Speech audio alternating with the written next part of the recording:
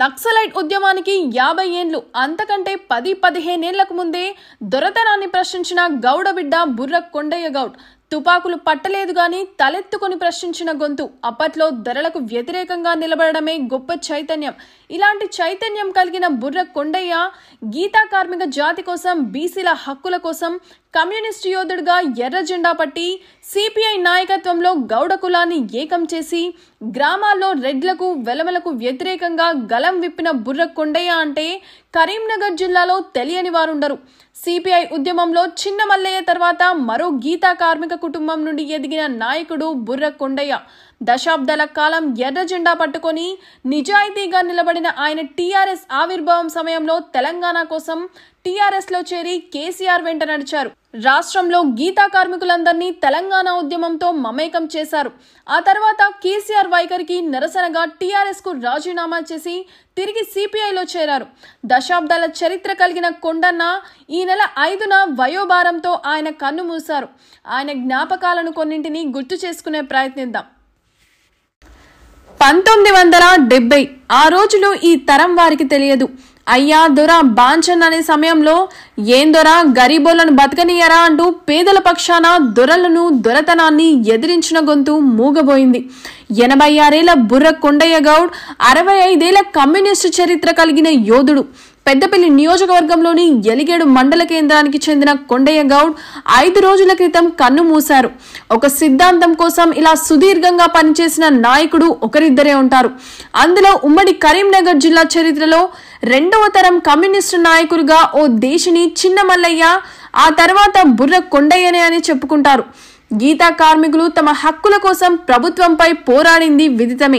ఆ పోరాటాలకు న్యాయకత్వం వహించిన దేశిని చిన్న మల్లయ్య, బుర్ర కొండయ్యలు గీతా కార్మిక జాతికి ఎనలేని సేవ చేశారు. గ్రామాల్లో తాటి ఈతవనాన్ని దొరలు పటేళ్లు తగలబెడితే గ్రామాలకు వెళ్లి గీతా కార్మికుల పక్షాన కొట్లాడిన చరిత్ర.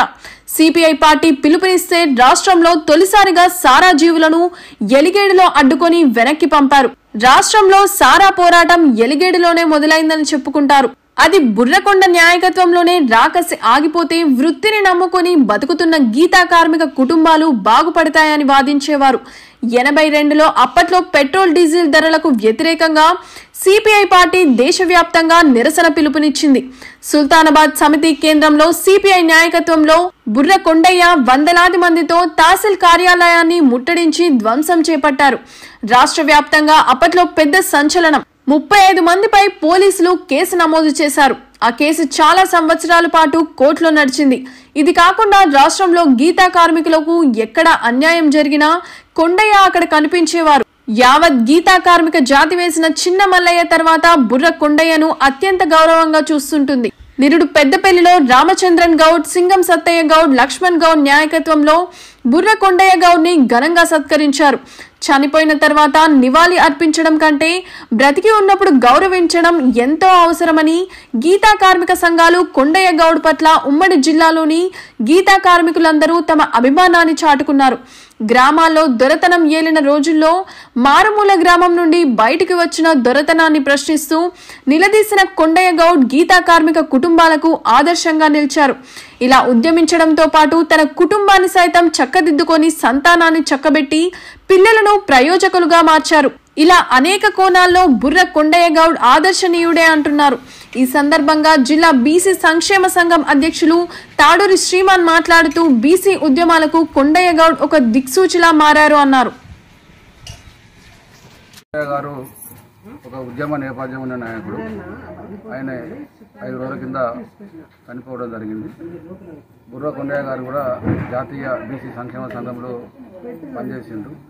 ముఖ్యంగా ఆయన నేపథ్యం ఏంటంటే ఆయన పేదరిక కుటుంబంలో పుట్టిన అట్టడుగు కుటుంబంలో గౌడ సామాజిక వర్గంలో జన్మించినప్పటికీ కూడా ఆయన పుట్టినప్పటి సంది ఉద్యమ నేపథ్యం తీసుకొచ్చిండు. ఆయన జూలపల్లి ఇప్పుడు ఎలిగేడు మండల కేంద్రంలో జన్మించి అంచెలుగా ఉద్యమ నేపథ్యం తీసుకుపోయి సిపిఐ పార్టీలో దేశనేని చిన్న మల్లయ్య అనుచరుడిగా, ధర్మభిక్ష అనుచరుడిగా, తెలంగాణ ఉద్యమ పోరాటంలో కాకుండా రైతాంగ ఉద్యమంలో కూడా ఆయన చాలా ప్రముఖ పాత్ర వహించిండు. జిల్లా కమ్యూనిస్టు చరిత్రలో బుర్ర కొండయ్య కూడా ఒక పేజీ ఉన్నది. ఆయన చేసిన సేవలు అట్టడుగు వర్గాల వారికి, నిమ్మజాతి వర్గాల వారికి, పేద వర్గాల వారికి కూడా ఆయన ఇచ్చిన స్ఫూర్తి ఈ ఉమ్మడి కరీంనగర్ జిల్లా లోపల ఆయనతో వెలుగులోకి వచ్చి ఎందరో ఉద్యమకారులు కూడా ఆయన బాటలో ప్రయాణించి ఈ దురాఘాతాలకు, అన్యాయాలను ఎదిరించి పోరాడిన సందర్భాలు ఉన్నాయి. ఆయన ఎందరో పోరాట యోధులకు ఆయన ఒక గురువు లాంటివాడు. ముఖ్యంగా ఆయన చేసిన సేవలు ఏంటంటే ఈ జిల్లా లోపల కమ్యూనిస్టు పార్టీ చరిత్ర లోపల ప్రజాస్వామ్యబద్ధంగా ఆయన ఉద్యమాన్ని లేపదీసిండ్రు. పీపుల్స్ వార్ నక్సలైట్లు అంతర్గతంగా ఉండి అసూలు వాసిండ్రు. ఆ నేపథ్యం, ఆ సిద్ధాంతం మీద ఆయన ప్రజాస్వామ్యమైన ఆలోచనలతోని అన్ని గ్రామాలలో తిరిగి ఉమ్మడి కరీంనగర్ జిల్లాలో బుర్రకొండయ్య తిరిగని గ్రామం అంటూ లేదు, బుర్రకొండయ్య జాతికి చేసిన సేవ అంటూ ఎక్కడ లేదు. అంతటా తిరిగింది. ప్రతి గ్రామంలో బుర్రకొండయ్య గారి ఆనవాళ్ళు ఉంటాయి. ఏ గ్రామానికి పోయినా ఈ ప్రాణ ఉద్యమంలో బుర్రకొండయ్య గారు వచ్చిండ్రు, మాకు స్ఫూర్తిని నింపించారు అని చెప్పుకునే రోజులు ఉన్నాయి. ఇప్పటికి కూడా ఈ జాతి కరీంనగర్ జిల్లా కానీ పెద్దపల్లి అసెంబ్లీ నియోజకవర్గంలో బుర్రకొండయ్య చరిత్రను ఎవరు మరవరు. బుర్రకొండయ్య చరిత్ర ఉన్నన్ని రోజు ఆయన స్ఫూర్తి ఈ భూభాగం ఉన్న రోజులు ఈ ప్రజాస్వామ్య కాలంలో ఉంటుంది. బుర్రకొండయ్య గారికి ముఖ్యంగా మా గౌరవ శాసనసభ్యులు విజయరామరావు గారికి ఏమి విన్నపనం చేస్తామంటే బుర్రకొండయ్య యొక్క ఒక విగ్రహాన్ని పెద్దపల్లి నియోజకవర్గంలో ఎలుగల్లో కూడా పెట్టాలి. ఇలాంటి విగ్రహాలను ఇంకా కొన్ని చోట్లలో పెట్టి వాళ్ళ స్ఫూర్తిని పెద్దపల్లి ప్రజలకు, పెద్దపల్లి నియోజకవర్గానికి తెలియజేయవలసిన బాధ్యత మా మీద ఉన్నది. ముఖ్యంగా మా జాతీయ బీసీ సంక్షేమ సంఘం మీద ఉన్నది. బుర్రకొండయ్య సేవలని మరోరావు ఒక పుస్తక రూపంలో కూడా తీయాలని చెప్పి ఆయన ఒక చరిత్ర ఒక పుస్తక రూపంలో తీసి ప్రజలకు పంచాలని చెప్పి నేను కూడా కోరుకుంటున్నా, వాళ్ళ కుటుంబాన్ని కోరుకుంటున్నా. ఇందుకు సంబంధించిన అన్ని విషయాలను కూడా మేము వివరిస్తామని చెప్తున్నాం. వీడియో చివరి వరకు చూసినందుకు ధన్యవాదాలు. ఇలాంటి మరెన్నో రాజకీయ వార్తల కోసం మన ఛానల్ సబ్స్క్రైబ్ చేయండి.